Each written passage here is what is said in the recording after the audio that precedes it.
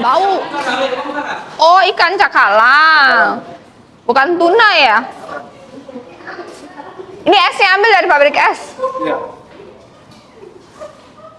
Ini air. Hah? Ya, emang dia tiba gini baru ABF-nya di mana? ABF-nya ini satu. Berapa ton? Ini kalau diisi full bisa 4. ABF-nya berapa jam? Dia kemarin kita coba jadi 17 jam. Berapa minus berapa? Minus 40. 40. Ya. Ini baru renov juga kan? Iya. Ini di manage sama koperasi. Iya. Koperasi siap apa namanya? Barang minum ada ini. 1 bulan berapa omset? Bapak ketua koperasi. Iya. 1 bulan berapa omset? Ya sekitar 34. Kok dikit? Oh, omsetnya. Iya. Ya, kalau omsetnya itu kita di atas 100. Berapa PAD ke Pemprov berapa? Ya, setiap bulan saya bayar kan di atas 10 juta. Hitungan ABF-nya per berapa? Berapa rupiah per kilo? 400. Yang bulan kemarin, bulan tahun sebelumnya itu 500. Ini sudah turun. Kenapa turun? Abis renov kok bukan naik malah turun? Ya, karena memang dikasih dari ini begitu. Harusnya naik Pak Kadis, kita habis renov. Masih kira nanti kita menyesuaikan. Saya mulai tahun ini kasih target ya. Nggak capek target saya ganti boleh nggak? Siap. Oke. Kan kita harus cari cuan Pak. Mana cold storage-nya? Ini ya? Ini ABF, Bu. Oh. Cold storage-nya minus berapa? Cold storage-nya minus berapa? Ini cuma 10. Kok nggak ada stok? Nggak ada stok ya? Izin. Ini harusnya minus 20 kan? Iya. Kenapa cuma minus 10? Orang sini harus, Bu. Oh. Jual kemana? Ada yang kita kirim. Hah? Kirim. Oh, jual ke Iwip. Harga berapa jual ke Iwip? 22.500. 1 bulan bisa berapa ton? Mereka minta sekarang berapa? Yang Kontraknya per tahun atau per bulan? Per bulan. Berapa sekarang kontraknya? Maaf, bukan per bulan, per 2 minggu. Berapa? 20 ton 20 ton per 2 minggu. per 2 minggu. Bisa penuhi? Ya kadang bisa kadang. Ini sudah mulai habis renov sejak bulan apa? Desember. Berarti baru Januari. Iya. Januari sampai hari ini berapa ton? 7 ton. Dari Januari tanggal 1 sampai sekarang ini. Iya, karena kondisi musim. Oh, Cuaca, baru 7 Iya, ton. ini karena juga kita dari luar ini. Berarti tahun lalu 2025 enggak kerja ya? Sampai bulan Juni. Iya. Sampai Juni. Januari sampai Juninya berapa? Januari sampai Juni itu 21 22 45. 45 apa? 45 ton. Januari sampai Juni. Januari. Oh, kalau kita sampai Kan kemarin pakai Januari sampai Iya. Juni. Kan habis itu stop karena kita renov. Iya. Januari sampai Juni itu kemarin Bapak berapa produksinya? Itu 57, Bu. Hanya 57. 57 ton. Kok sedikit? Ya karena kita waktu itu, Bu, mesinnya Rusak. kita ABF-nya cuma 1. ABF yang lalu berapa ton? Dia 2,5 ton. Terus mesinnya rusak-rusak, Bu. Oke.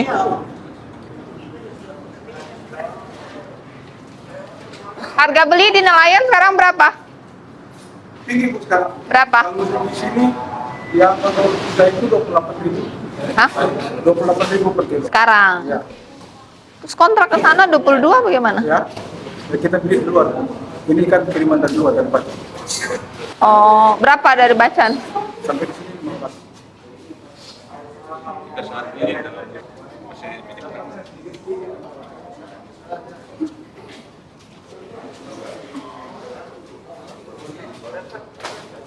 Ada curhatan apa? Anggota koperasi atau digaji? Ya digaji. Oh, gaji. Hah?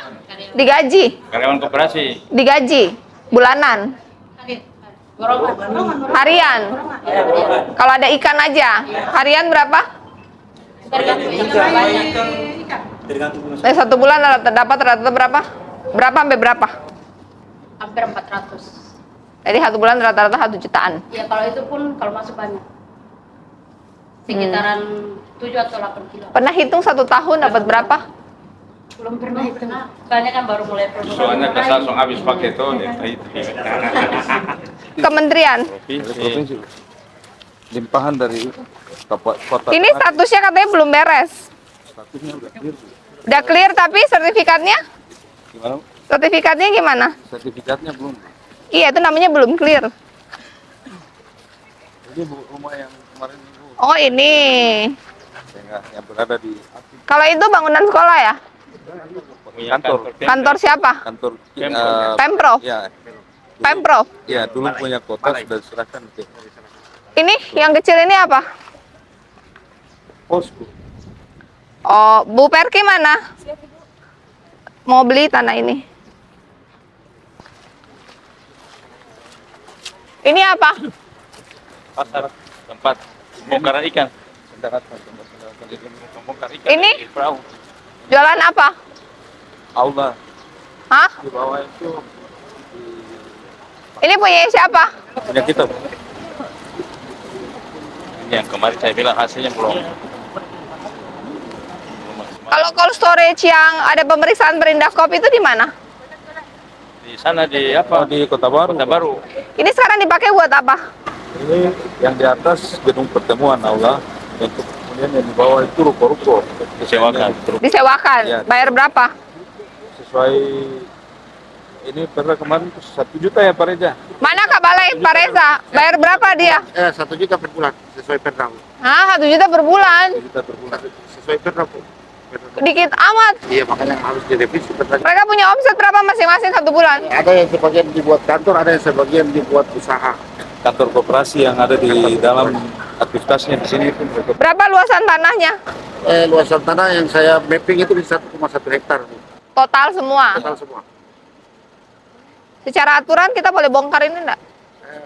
Bangunan ini dibangun tahun 2009 yang Berarti sudah lewat kalau masanya. dilihat dari masa ini sudah SOP-nya bagaimana Pak Sekda? Kalau mau dibongkar? BPKP, BPK atau? tadi kan sudah lewat dari 5 tahun kalau saya. Ya. Saat ini nih kekurangan cold storage dan pabrik es.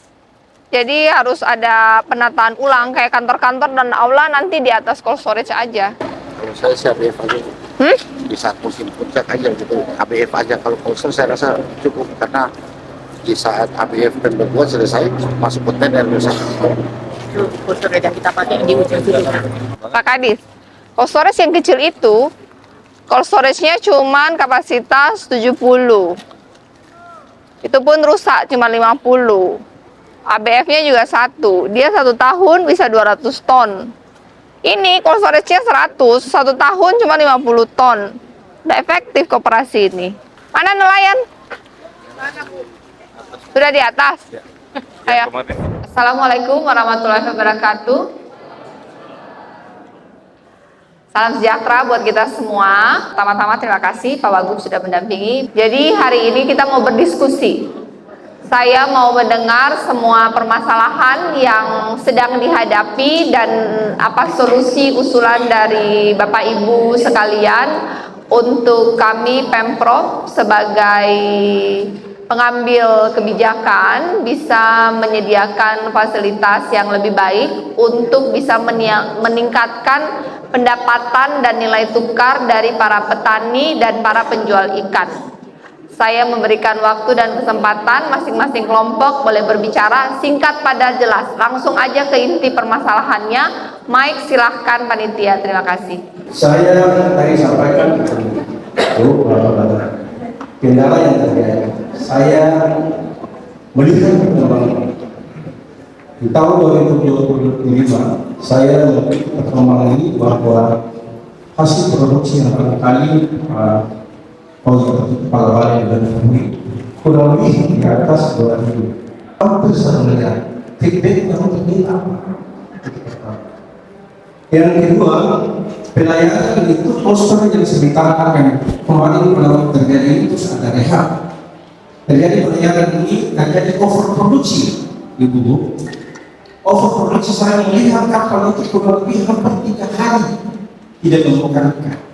Justru karena itu saya memohon kepada Ibu Guru dan waktu beserta sekretaris dan Kepala Dinas Perikanan Provinsi Maluku Utara, kiranya daerah-daerah ini diperlukan akan dikembangkan coastal.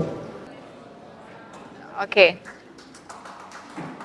Terima kasih Pak. Saya catat ya. Jelasin ya, pekerjaannya apa? Nelayan, punya kapal berapa GT gitu ya. Langsung aja, nggak usah yang terhormat lagi. Langsung aja intinya. Begini, kami nelayan punya persoalan banyak sekali. Bukan berarti bahwa ini nelayan bicara nelayan sendiri bicara banyak persoalan, ya kan sangat menunjang banyak persoalan rompong. Kan rompong ini kan kita kan tetap bayar fee, kan? Izinnya dari provinsi kalau seandainya kita sendiri, maka otomatis oke lah kita tahu mereka juga berusaha, kita juga berusaha. Tetapi minimal standar harganya fee-nya itu kan terlalu tinggi. Dalam prosesnya 10%, potoknya tinggal 5%, kan bisa saling apa namanya? Siapa yang kasih fee ini? Ya, ketentuannya uang rompongnya itu sendiri kan mereka punya rompong. Rompon ini siapa yang punya?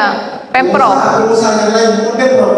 Oh, swasta. Ya, pada saat itu tuh Pemprov udah berikan, tapi kan tidak ada pengawasan dalam arti tidak ada orang yang jaga rompong atau rompong itu yang putus.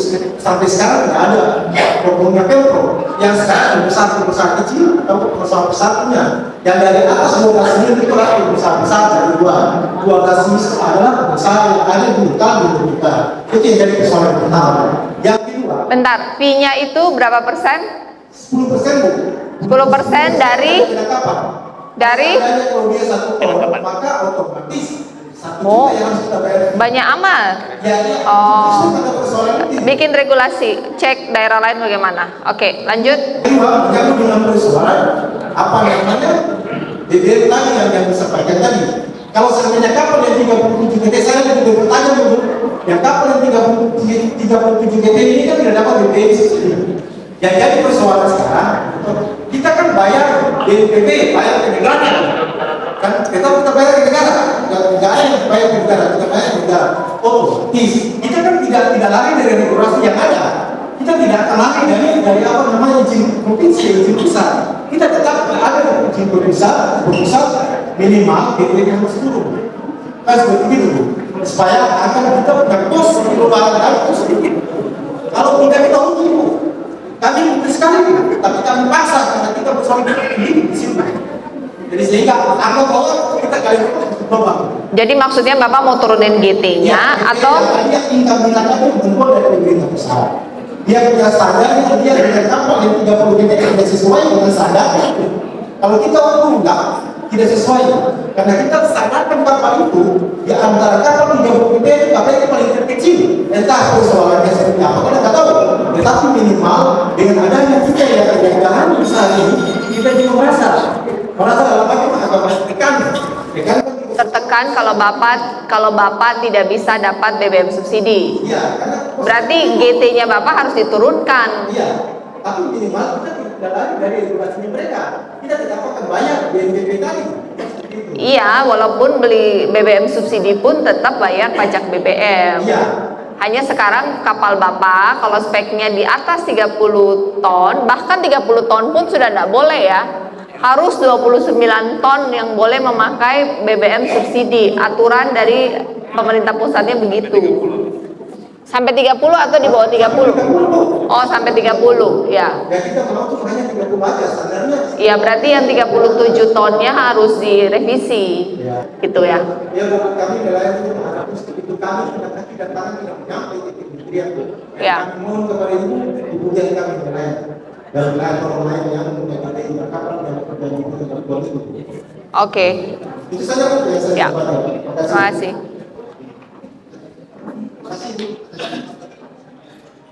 Saya kasih kapal ini. Kapasitas berapa? 32. Berapa kapal? Ada 1. Oh, ini yang punya semua bantuan ya? Kalau gitu bikin perencanaan untuk pengukuran kembali, revisi kembali, renovasi kembali, saya ada di bawah. Tapi biayanya harus dipikirkan juga, biayanya bagaimana dan berapa. Ya, diinventaris dulu berapa biayanya. Oke. Bu, yang pertama yang bilang begitu. Kalau sekarang ini banyak kapal yang belum ada ini karena akibat dari perubahan regulasi dari 05 ke 28 tentang OSS. Nah, permasalahannya begitu.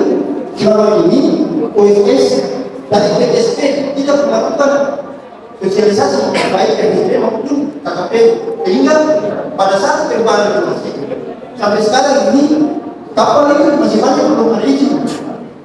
Kemarin saya baru urus ada 10 kapal.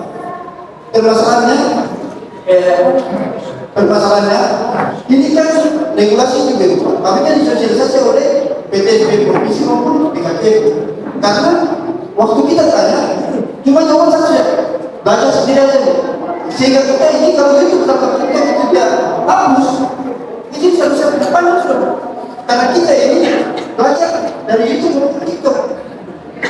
Saran Bapak apa? Saya ini batas sosialisasi lebih baik PTSP maupun KKP.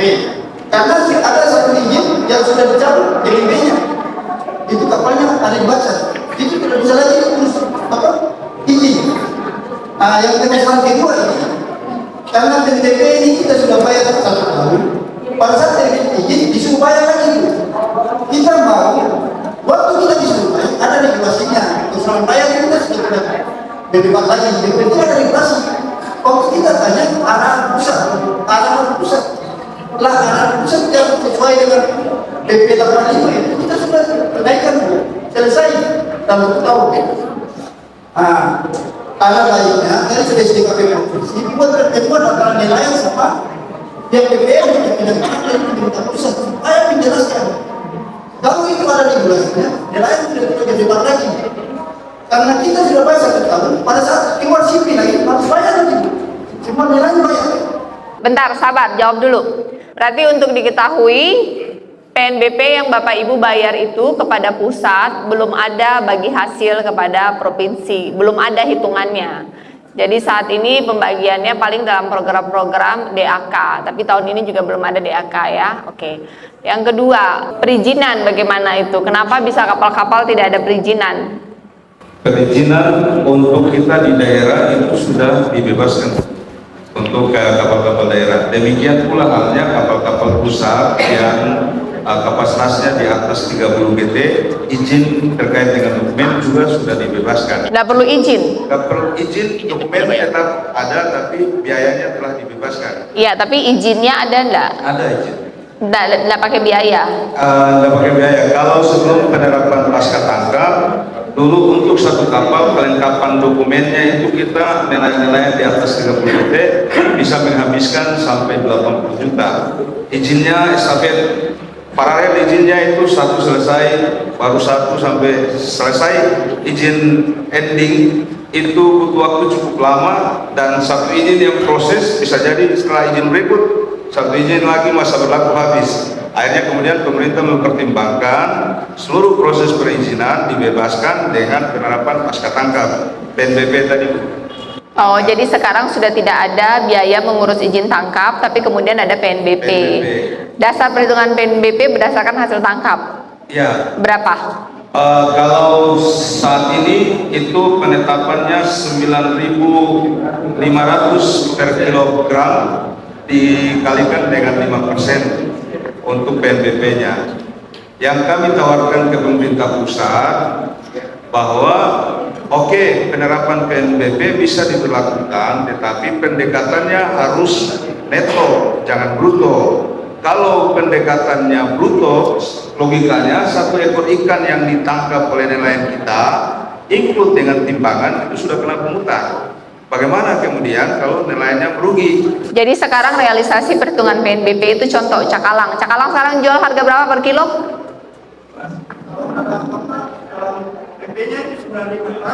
Anggaplah cakalang tuh jual 20.000 ya, contoh ya. Cakalang jual 20.000, PNBP yang dibayarkan berapa? 9.500. Hampir 50%? 9.500 itu harga patokan. Harga patokan, jadi misalnya ikan itu kalau harganya fluktuatif, anggaplah ini di harga 20.000 ini. ya tetap harga patokan kita 9.500 kali 5%. Oh, jadi yang dibayar hanya 450 rupiah lah. Ya, 450 per kilo. per kilogram. Ya oke lah. Kan PBB itu semacam binatang jelata. Kenapa saya katakan demikian? Karena dia tidak memandang bulu. Yang mana saya kasih contoh, orang yang menjual kepala itu dengan 1 kilo ratusan ribu, pungutan PBB-nya kecil, 0,5%. Kita bukan perusahaan, kita masyarakat kecil. Bahkan kami menerima kapal bantuan dari negara lewat DKP provinsi. Kenapa regulasi itu hadir? Yang mana mengurangi kita pun mempermasalah, bukan menambah beban. Saya kasih contoh, PBB yang awalnya cuma 0,5%, yang mana izin kapalnya regulasinya belum PP 85 itu dari tahun 2014 sampai tahun 2022 atau 2021, kapal 30 GP itu bayar 35 juta sekian. Yang mana PP 85 lahir dari pusat sampai daerah, kasih manis sebelah, kasih kulit yang sebelah. Oke, apa saya katakan demikian? Bilang murah Pak, kalau Bapak terlalu lalu terhadap dinamika. Padahal orang yang punya pemahaman sudah kalkulasi memang. Kalau 5% kali 1 ton 400.000 sekian. Kalau kali banyak, suatu otomatis banyak. Saya kasih contoh, 35 juta. Bahkan kapal kami sekarang ini dari tahun 2023 sampai sekarang ada yang 60 juta, ada yang 100 juta lebih. Kalau bikin perbandingan, ada 2 kali lipat, ada 3 kali lipat. Berarti lebih mahal. Bukan PP 85 datang ini, dia membantu kita untuk mengurangi kita punya bayar sipil. Tapi tidak ibu, dia tidak sama. Terus yang berikut, kalau boleh menyangkut BBM tadi, BPH Migas, kalau ada regulasi kayak begitu, jangan kasih hadir. Minta maaf ya, ada hanya sisi. Jangan mereka yang mewakili. Panggillah kita, mereka tahu, kita rasa, kita tahu, kita sampaikan. Apa itu hanya sisi? Tidak ada di sini. Apa? Himpunan nelayan seluruh Indonesia Maluku Utara. Himpunan nelayan seluruh Indonesia. Oh. Organisasi. Jadi kalau boleh, panggillah kita, walaupun satu kota, satu kabupaten, satu mewakili kita. Jangan regulasi lain kayak begitu jadinya. Yang mana saya contoh, tadi sudah disampaikan, kapal di atas 30 GD tidak bisa menikmati BBM bersubsidi. Timbul pertanyaan, coba itu kayak gitu, kapal 29 GD, pemiliknya siapa? PT, bukan perorangan. Mereka menikmati BBM bersubsidi, malah paku-paku kaki kita, sebentar kita ambil buat BBM santai. Kita di sini kasihan, sudah mahal, kucing-kucingan lagi. Demikian itu saya. Lanjut. Bu, yang mau saya sampaikan ini terkait kita penyuluh perikanan ini secara administrasi kita memfasilitasi semua pelaku utama atau nelayan di kabupaten kota, semua kabupaten kota, provinsi Maluku Utara, semuanya itu ada penyuluh. Jadi saya mau saran, bukan saran sih, masukan buat ibu. Mungkin itu belum kita belum mengenal, belum berikan atau memperjelas pekerjaan kami. Jadi yang saya mau sampaikan bahwa kita mendampingi pelaku utama atau nelayan ini dalam segala aspek, yaitu salah satunya bantuan pemerintah, ada akses teknologi, ada bantuan akses informasi dan teknologi, terus pasar, terus perizinan, terus pendampingan kelompok yang berhubungan dengan pengenalan.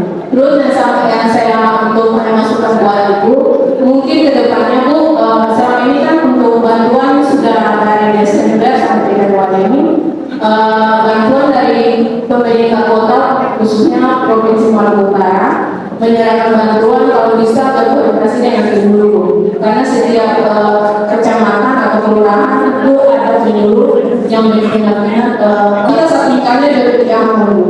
Jadi kita maunya supaya kepala dinas. Oke, intinya koordinasi kan? Iya. Apalagi? Selain koordinasi, apa lagi? Ini Bu, permasalahan yang dikatakan bahwa jangan hanya kami atau di atas 30 detik, tapi di bawah. Intinya koordinasi semua. Iya. Oke. Terus salah satunya juga sarana pengolahan itu pemasaran Bu, ibu-ibu yang berjual di pasar itu rata-rata dia punya bungkus dan pokok itu kurang Bu.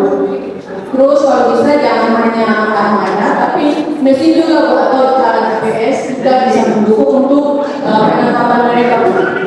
Ibu penyuluh dari pusat ya? Iya. Oke, jadi pertama begini. Pertama, pelabuhan ini tidak bisa dikatakan industri dan hilirisasi karena bentuknya sangat berantakan dan tidak profesional. Jadi sekarang kita mau benerin supaya bentuknya bagus. Hadir di sini Bapak Kadis PU.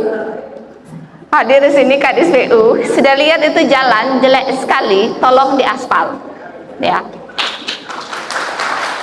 Yang kedua, Pak Resa bikin master plan-nya, bahas dengan teknis Kementerian KKP, mereka punya, atau dengan PPN ya, mereka punya tenaga ahli enggak untuk membangun master plan ini dibikin lebih bagus ya. Saya sudah diskusi dengan para pengelola cold storage dan pabrik es. Tapi ini diskusi kembali lagi, Pak Kadis, Pak Sekretaris, dan Pak Resa duduk bersama dengan koperasi dan nelayan. Info yang saya dapat per hari ini adalah kita cuma punya satu pabrik es 10 ton, dan itu kurang. Butuh 20 ton, dan itu kurang. Kita butuh satu lagi pabrik es dengan kapasitas 20 ton lagi. Dan itu bisa saya bangun. Tapi pastikan hanya itu saja yang kita kurang atau kita butuh lagi, biar final. Kemudian yang kedua, kita punya dari Pemprov itu, kita punya 2 fasilitas cold storage dan ABF. Yang kita baru renovasi itu sudah ada 2 ABF masing-masing 4 ton dan cold storage 100 ton. Hanya saja koperasi yang mengelolanya itu tidak maksimal di masa lalu. Alasannya karena mesinnya rusak. Sekarang kan mesinnya baru. Jadi duduk bersama dengan koperasi, saya kasih kesempatan 6 bulan. Pertama, dia harus beli tunai kepada nelayan. Mampu tidak? Kedua, dia harus ada target tertentu, mampu atau tidak. Kalau dia tidak mampu, maka setelah 6 bulan kita akan review pengelola baru. Setuju tidak? Ya. Dan yang kedua, kita perlu, ini berdasarkan hasil survei saya, infonya kita masih butuh satu lagi, kita masih butuh 2 ABF lagi masing-masing 4 ton dengan cold storage 100 ton. Karena katanya ketika puncak, ketika lagi rame, itu kapal bisa antri sampai 1 minggu hanya untuk bongkar. Benar tidak? Ya. Tetapi ini semua bisa terjadi hanya dengan 2 catatan, yaitu satu, itu warung atau rumah yang ada di tengah-tengah yang tadi kata Bapak itu dirayu untuk dia mau jual. Kalau dia tidak mau jual itu, kita tidak punya lahan untuk bangun ABF, pabrik es baru, ABF 2 baru, dan cold storage baru. Opsi kedua, kalau dia sampai tidak mau jual, maka dengan disayangkan ruko ini harus dibongkar. Cuman kan sayang ya. Atau Pak Resa bahas dengan mereka di sana, tenaga teknisnya, kira-kira apa lagi yang bisa dibongkar untuk bisa dibangun. Paling gampang adalah jika bulan ini, minggu ini yang itu mau jual, maka tahun ini pun saya bisa bangun 1 pabrik es 20 ton, 2 ABF 4 ton masing-masing, dan cold storage 100 ton. Jadi coba itu rembukan bersama lalu rayu dia untuk jual. Setuju? Jadi pertama, kita kurangi kalau boleh maksimum di puncak tidak ada antrian untuk bongkar, karena itu mempengaruhi biaya Bapak Ibu nelayan. Kedua, bahas kuota, bagaimana kita naikin kuota untuk BBM subsidi. Dan yang ketiga, rekap semua kapal pemberian Pemprov yang di atas 30 GT. Kalau kita turunkan menjadi 29 GT, berapa biaya masing-masing, siapa yang mau bayar biayanya, mau bagi hasil atau bagaimana, secara aturan BPK dan lain-lain itu bagaimana.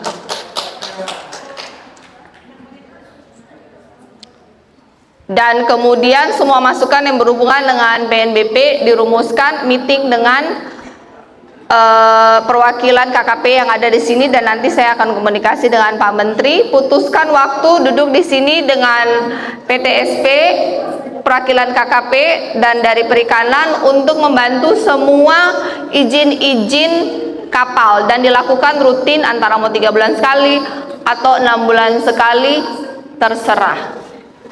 Jadi yang saya janjikan ini bisa terjadi jika yang punya tanah itu dia mau berbesar hati untuk menjual. Kita sudah appraisal, harga sudah kita tawarkan, tinggal yang bersangkutan mau atau tidak. Kompensasinya jika pindah, saya akan bantu bangunkan kembali di tanah yang baru mereka. Ya, oke. Ibu, ini diwakilkan gimana saja. Nelayan ini kalau bicara, jadi itu bilang kalau nelayan pulang mahal sama 500 ribu, 500 kilo. Kalau boleh ibu usaha saya gratis. Apa? Nggak usah kena Karena 500 kilo itu jelas sudah. Tapi mungkin tetap saya penyegaran. Jadi kalau itu kan penjelasan kita kan penjelasan nelayan. Gimana 500 ribu kan jelas rugi. Mana kok nelayan masih banyak tuh pemerintah. Gimana kapan nelayan itu sejahtera? Ini apa? Karena ini nelayan kan kita nyawa di laut bertani untuk hidup. Tapi kadang banyak sampai banyak itu nelayan sejahtera. Sekarang nelayan kan dikasih semua ini banyak semua. Karena nelayan itu jangan jauh lagi. Lalu kan kecil. Padahal ini banyak semua. Kalau ibu boleh usahakan saya di bawah 500 ribu, terus saya itu 5% itu banyak orang nelayan itu karena itu Setuju, saya sangat setuju dengan logika Ibu bahwa tugas dari pemerintah adalah mensejahterakan nelayan. Gini, Pak Reza dan sekretaris, kumpul semua nelayan ini yang ada di Dupa-Dupa. Lihat dong punya catatan laporan keuangan. 1 tahun itu 3 tahun terakhir lah. 3 tahun terakhir omsetnya itu berapa? Berapa ton? Berapa rupiah? Buang BBM berapa? Buang umpan berapa? Buang es berapa? Buang PNBP berapa? Dorang bisa bersih berapa? Dari hasil hitungan itu baru kita bisa diskusi dengan kementerian bahwa mau bilang sengsara rugi kan nggak bisa bilang, harus lihat angka ya. Minimal perwakilan dari berapa ada kapal di sini? Kapal 30 GT ada berapa? Berapa? 48. Ya, minimal semua. Ya. Makasih Pak Haji. Serahkan itu ada dokumen itu kalau Oke. Ibu untuk foto. Ayo. Mari. Halo. Kita punya ibu. Ayo cepat sudah. Oh iya Pak. Ayo.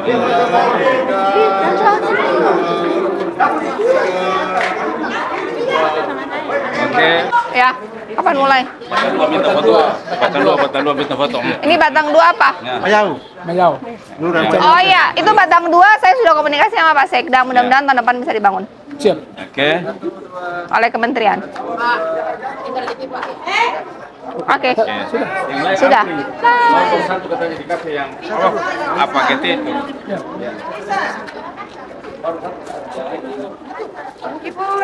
Batang 2 tuh suka 1,5 GT kan 3 GT nelayannya? 3 GT kemarin baru 1. 3 GT ya? Sudah dua ya. Sama, ini kur dulu, kalau ini kur sana juga kur. Jadi kita cuma kasih body mesin kur. 3 GT itu berarti 20 PK apa 15 PK? Oke, makasih. Ibu. Berapa semua? Saya itu. Chelsea.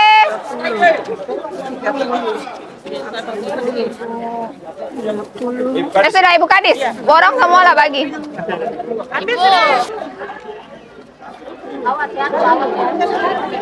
Kasih Ibu. Sini. Cepat. Mati. Ibu lagi deh Ibu. Aduh saya gemetar.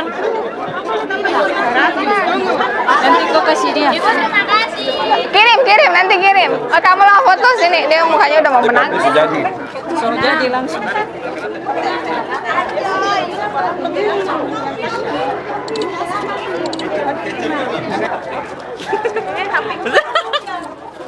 Ya, dah. Pak Kadis jalan ya. Salam Ibu. Hai, dah. Ya. Ya. HP mana? HP mana? Terima kasih Ibu. Aduh. Oke. Kasih. Dadah.